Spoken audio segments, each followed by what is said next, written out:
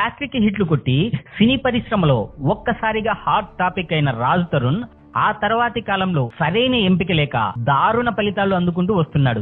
ఈ మధ్యనే పురుషోత్తముడు అనే సినిమా చేసి కొంత పర్వాలేదు అనే టాక్ తెచ్చుకున్న కలెక్షన్స్ విషయంలో మాత్రం దారుణ ఫలితాన్ని అందుకోవాల్సి వచ్చింది. ఇక ఇప్పుడు తిరగబడరా సామి అనే సినిమాతో ప్రేక్షకుల ముందుకు వచ్చాడు. ఈ సినిమాలో హీరోయిన్ గా నటించిన మాల్వి మల్హోత్రాతో రాజ్ తరుణ్ ప్రేమాయణం నడుపుతున్నాడని అతని మాజీ ప్రియురాలు పోలీసుల ముందుకు వచ్చి పెద్ద రచ్చ చేయడంతో సినిమా మీద ప్రేక్షకుల్లో ఆసక్తి ఏర్పడింది. ట్రైలర్ పెద్దగా మెప్పించకపోయినా సినిమా ఏదైనా మెప్పిస్తుందేమో అని అంచనాలతో థియేటర్లో అడుగుపెట్టిన ప్రేక్షకులు ఎలా బయటకు వచ్చారు అనేది సినిమాపై ఓ లుక్ చేయండి. కథ ఏంటంటే, గిరి రాజ్ తరుణ్ ఒక అనాథ. చిన్నతనంలో తప్పిపోయి అనాథలా మారిన గిరి తప్పిపోయిన వారిని కనిపెట్టి వారి వారి కుటుంబాలకు దగ్గర చేయడమే ఒక లక్ష్యంగా పెట్టుకుంటాడు. ఎవరూ లేక అనాథలా ఉన్న గిరిని చిన్నతనంలో ఆటో జానీ అంటే పిత్తిరి సత్తి తెరదిస్తాడు.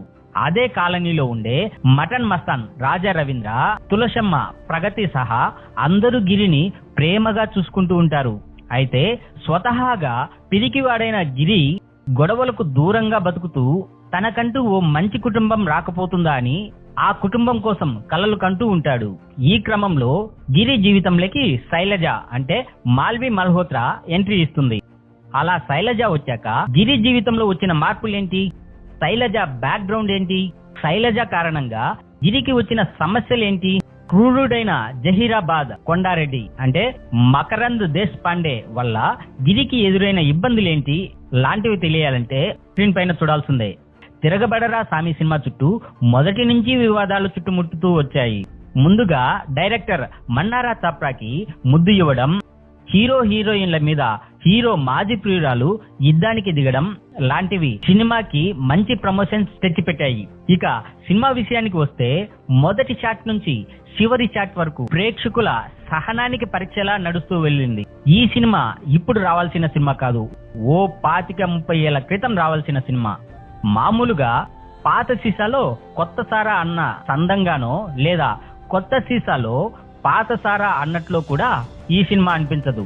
సీసా సారా రెండూ కూడా పాతవే అనేలా నడిపించాడు డైరెక్టర్. ఇప్పుడున్న కాలంలో కొత్త కథలు సృష్టించడం కష్టమే. అలా అనుకున్నప్పుడు పాత కథనే ఆసక్తికరంగా చెప్పాలి, కానీ కథనం విషయంలో కూడా ఏ మాత్రం కేర్ తీసుకోలేదు. మేకింగ్ చూస్తే ఇది 2024లో వచ్చిన సినిమానేనా అనిపించక మానదు. బిగ్ స్క్రీన్ మీద సీరియల్ చూసిన ఫీలింగ్ వస్తుంది.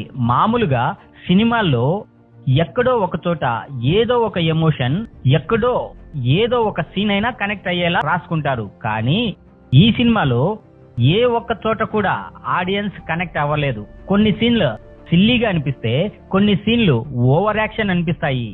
ఏ ఒక్క సీన్ కూడా కొత్తగా సాగదు. నెక్స్ట్ సీన్ ఏంటన్నది చిన్న పిల్లవాడు కూడా చెప్పేసేలా ఉంటుంది. నటీనటుల విషయానికి వస్తే రాజ్ తరుణ్ నటన గురించి కొత్తగా చెప్పడానికి ఏమీ లేదు. మాల్వి మల్హోత్రా కంటే విలన్ గ్యాంగ్ లో కనిపించిన మన్నారా చోప్రా గుర్తుండిపోయే అందాలు ఆదరబోసింది. ఆమె నటన కూడా సెట్ కాలేదు. ప్రగతి, రాజా రవీంద్ర, ఆటో జానీ, గీతా సింగ్ ఇలా అన్ని పాత్రల డిజైనింగ్ లోనే లోపం ఉండటంతో అవి పండలేదు. ఇక మకరంద్ దేశ్ పాండే పాత్ర కూడా అప్ టు మార్క్ కనిపించలేదు. హీరో రాజ్ తరుణ్, హీరోయిన్ మాల్వి మల్హోత్రా మధ్య కెమిస్ట్రీ, తెరపై రొమాన్స్ బాగానే కుదిరినట్టు కనిపిస్తుంది. టెక్నికల్ టీమ్ గురించి చెప్పాలంటే సంగీతం సెట్ కాలేదు, పాటలు గుర్తించుకునేలా లేవు సరికదా.